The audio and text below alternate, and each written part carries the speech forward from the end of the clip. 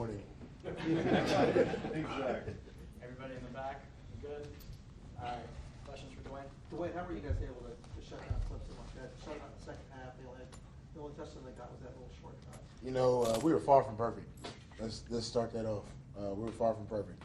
But I think we're really going to show when we go back and watch the tape, and we show tonight is that how hard we play, right? And how much we love one another and how much we care about this game. And ultimately, that was able to keep us. Like we get down the red zone, we're kind of getting pounded down the field. The red zone and relentless, that bend but don't break mentality kind of showed up. That's obviously not what you want to do. But it showed up, and we were able to pull it off. So it was pretty cool. When you've been here through some really tough years, did you ever imagine that you'd be in this situation, students storming the field like this? No. Honestly, no. But it's funny. It's funny how things happen when you wait it out and when you're where you're supposed to be. And I genuinely believe when I committed here, is where I was supposed to be. I committed to the school. I committed to a great staff that we had previous. And luckily enough, we were able to get a really good staff coming as well right behind them. So I believe you follow God's plan for you. It's divine timing, whatever it is. And, you know, it might have been a long game. You know, I might have liked to have a couple more wins on the front end. But it's a good start to the year. We got 11 more to go. Can I ask you about Jalen Stinson? He had some really key plays down the stretch, chief among them that monster fumble recovery. What do you see from him? What's it like playing alongside him? Stinson's a dog. I mean, since we got here, kid is every bit of 5'6", right, 180. But he might be the hardest hitter on the field. He's one of the hardest workers on the team. He's one of the strongest, one of the fastest, and he knows how to play the game of football, right, and he cares. That's a kid who cares more about this game, about this team, than a lot of guys on his team, right? And he puts it on to everything, and he's always around the ball. That's why he shows up. That's why he can return kicks. That's why he can do everything he can do, because he truly cares for his team, and he's a good fit. It's like kind of, I guess we say, he's one of the definitions of our program. It's one of him. DeWayne, this is a bit of a statement game for you guys. I mean, do you see it that way? Yeah, I mean, we knew we could win. I mean, you don't come in the week preparing to lose, right?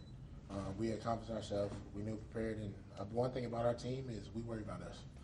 Expectations, projections, like, those are our external, and our standards are personal to us, and we know what our standard is. We know we can beat, and we know we have in this building, and we know what type of staff we have. We know what type of players we have as well. So at the end of the day, I believe we can compete with anybody, and that's the mindset you should have. You said expectations. You guys will likely be ranked this week. You're going to be dealing with some different stuff. How do you keep humble and just keep moving forward? Yeah. So like I said, expectations are external, right? So we don't really focus on external. If we get ranked, or whether we're not ranked, it doesn't really matter. We're focused on Lafayette next week, and that's what matters. We just play each game week by week, and that's how Coach Uggo kind of runs the program. That's the blueprint to our program, and it's not going to change because of one win. Well, it was really, really hot tonight. Clemson's running pretty of offense. They had about a 7-minute time of possession advantage. Just talk about the ability of your defense to withstand all of that and keep them out of the end zone. Yeah, I mean, you know, we work out in the summer and train too.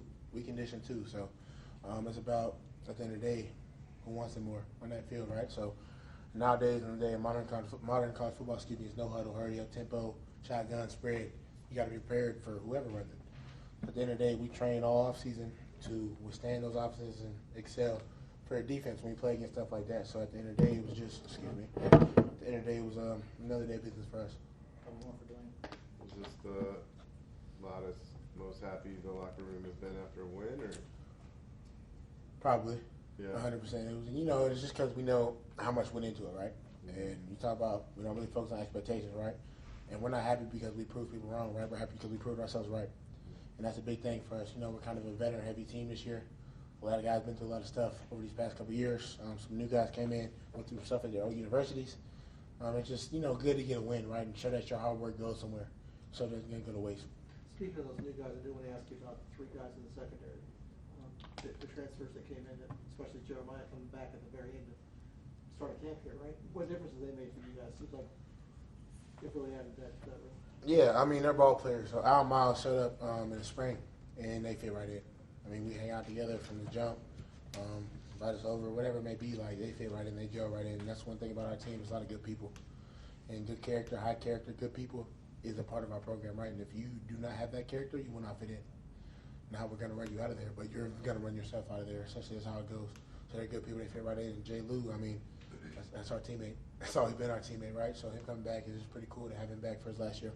DeWayne, the scoreboard speaks for itself, but at what point of the game did you guys realize as a team that you were that much better than Clemson we have our own opinions or whatever, but I want to know from a player perspective, when you guys realize, like, Clemson is not all that they were hyped up to be. Yeah, I mean, our mindset is one drive at a time, and that's essentially what it is. It wasn't like, all right, we got to win this quarter, whatever. It's one drive at a time, go out there and win these drives, right? So we don't really relax until, whoever, I forget what the last touchdown feel bad, maybe Quez. Whoever scored the last touchdown, that's when it was kind of like, all right, I can breathe a little bit, like, kind of get out of here and then go out and play a couple 2 minutes defense. But at the end of the day, like, we were locked in until that 3-minute mark, right? It's hard when everybody piling out the stands. They're behind you, calling your name, trying to load around you. But at the end of the day, we were locked in. That's just another MO for our team. What was your view of Riley's touchdown run? Was my view? Yeah. I saw the replay. So I was on the bench breathing, actually. All right, so I was breathing really hard. I look up, and Riley gets the rumble, and I'm like, all right. And I just hear crowd noise. I'm like, all right, maybe he got the first down. And then you just hear noise. I'm like, oh, he scored. This dude's insane. Like, and you look at replay board, sure enough, broke a tackle, slips, guys holding blocks. I think Nicky had a guy gloved up about 5 yards on the field. Rose leading up the field. Like, it was just fun to see on the replay. But I missed the initial run. All right, thank you, DeWayne. Appreciate you, Wayne. Actually, Thank you, guys.